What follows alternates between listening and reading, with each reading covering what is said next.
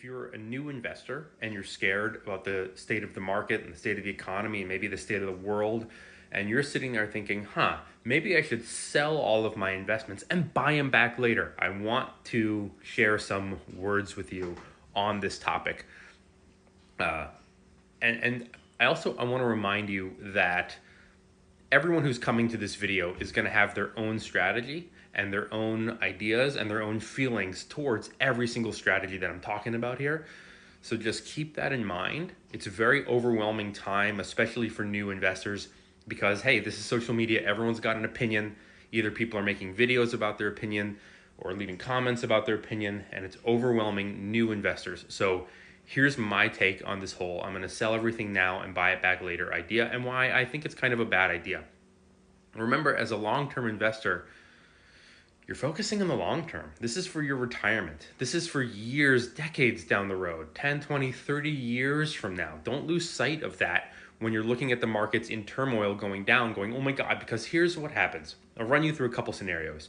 One, you panic sell everything, and it could be a taxable event, which means you might owe taxes on your profit. You don't want to pay taxes. Remember, you're a new investor. You're accumulating shares. That's your goal here. Accumulate, buy more shares, more and more and more. By trying to time things and say, well, I'll lock in the gains now and then I'll buy everything back later, that probably won't happen. Nobody can time the markets perfectly. You might sell everything that you have with the plan to buy it back later, but then things drop and you get scared and you go, oh my God, they're dropping really hard. I'm going to wait even longer to buy back because I think it's going to go down lower, and then it doesn't go lower and it recovers, and then you're sitting there going, I missed my chance. Or you have a taxable event and you sell your shares, but they don't drop to the level that they need to be for you to buy them back cheaper, right? Here's an example. You bought a stock, it was $10 a share. You've held it for a decade now, and it's say $200 a share. You sell it thinking it's going to drop all the way back down to 10 or even 50 or even 80. Not going to happen. And then do you actually buy the shares back, or do you panic and never repurchase those shares? Or do you pay a higher price to buy back because you thought it would go lower and it didn't go lower, and then you're re-entering? You see what's going on here?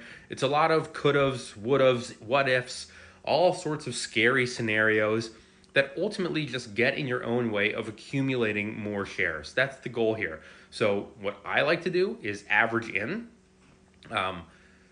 I start with my base as a long-term investor. Maybe for me, it's 1,000 shares. Maybe for you, it's 100, whatever it is for whoever you are.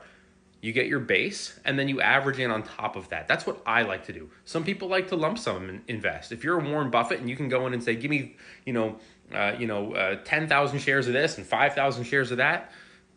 Okay, but most people aren't that way. Most retail investors don't do that, can't do that.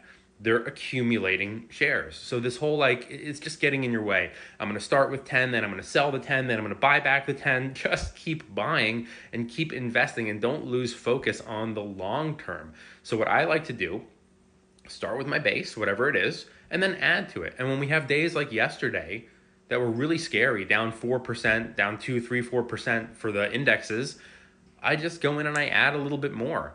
Instead of buying, my usual in a strong economy, I buy 100 shares at a time. Now I'm buying 10, 25, or 50 at a time, just spreading it out because, yes, things could get worse, but also I have no crystal ball. Nobody does. Nobody has a crystal ball. Nobody can time these things perfectly.